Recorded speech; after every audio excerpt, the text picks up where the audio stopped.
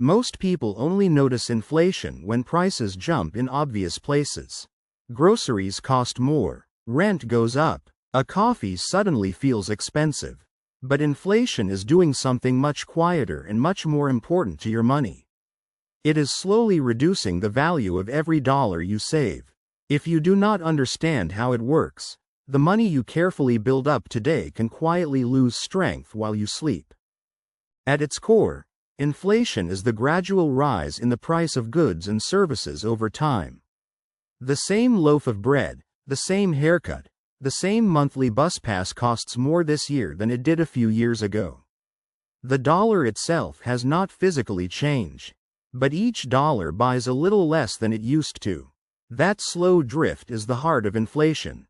This matters because most people think of savings as safe. A bank balance feels stable, but while the number on your account stays the same, the world around that number keeps changing. If prices rise faster than your money grows, your savings quietly lose strength. The money does not disappear. Its ability to buy real things in the future quietly weakens, year by year. To see how it really works, think of two forces at play. On one side is the price of everything you buy. On the other is the value of the money in your wallet. When prices rise faster than wages or savings interest, the gap widens. Even if you are technically earning more or saving more in numbers, your real buying power can stay the same or shrink. Let us look at a simple example. Imagine you keep $1,000 in a savings account that pays 2% a year. After 1 year, you have $1,020. Nice. But if prices rose 4% that same year, the things you wanted to buy now cost more than your money grew. Your account looks bigger. Your real buying power has actually shrunk. A common mistake is to assume that holding all your money in cash is the safest choice. Cash feels solid. It does not fluctuate. There is no scary chart. But cash is one of the few assets almost certain to lose real value to inflation if it is not earning a strong enough return. Safety in nominal terms can quietly become loss in real terms. That is the trap. There is also a hidden long-term risk. Over decades, inflation compounds in the same powerful way the interest does. A few percent a year does not sound dramatic. But across 20 or 30 years, prices can roughly double, sometimes more. Money that was meant to support retirement, education, or a comfortable life can buy far less than the original plan assumed when no one adjusted for inflation. A useful metaphor is to think of inflation as a slow leak in a tire. You can still drive. The tire still looks normal at first. But every day, a little air is gone. If you never check or refill it, eventually the tire is too soft to support the car. Inflation does the same thing to cash. A small daily loss that becomes a big problem after years of being ignored. A second key idea is the difference between nominal and real returns. Nominal is the number printed on your account or investment statement. Real is what is left after you remove the effect of inflation. If your savings earn 3%, but inflation is 4%, your real return is actually negative 1%. The number looks like growth. The truth is gentle loss. A practical example helps. Imagine someone proudly says, "My account grew 5% this year." Sounds great, but if inflation was 6%, they have lost ground. Imagine another person says, "My account only grew 3%. Sounds modest, but if inflation was 1%, their real growth was actually better.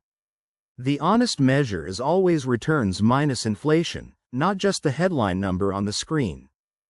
Beginners often misunderstand the role of long-term assets.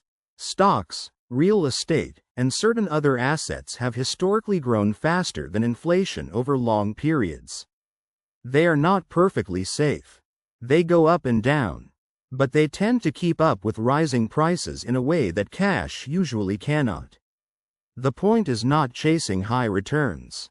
It is keeping enough of your money in places that protect its real value. There is also a psychology issue. Inflation feels invisible because it is gradual. People notice big monthly bills but not the slow rise in dozens of small things. By the time it is obvious, years of buying power have already drifted away. Awareness is the first defense. Once you start paying attention to real returns, not just nominal ones, you make very different choices with your money. A simple practical rule is to separate money by purpose. Money you need very soon, like an emergency fund, can stay in safer accounts where inflation may slightly nibble it, because protection matters more than growth in that bucket. Money you do not need for many years should sit in places that have a fair chance of growing faster than inflation over time. Time horizon decides the right tool. There are things to avoid. Do not assume that just because your salary went up, you are automatically richer. Compare your raise to the rise in prices around you. Do not keep large sums of long-term cash in low-interest accounts year after year without thinking. And do not panic and switch strategies every time inflation makes headlines. Long-term protection beats short-term reactions almost every time. A better habit is to think in terms of buying power, not just numbers. Ask yourself, in 10 years, what will this money be able to buy? If your savings strategy has no chance of keeping up with rising prices, it needs adjustment. This does not mean taking wild risks. It means choosing tools that respect the quiet pressure of inflation instead of pretending it is not there. Over the long term, the gap between people who plan for inflation and people who ignore it becomes huge.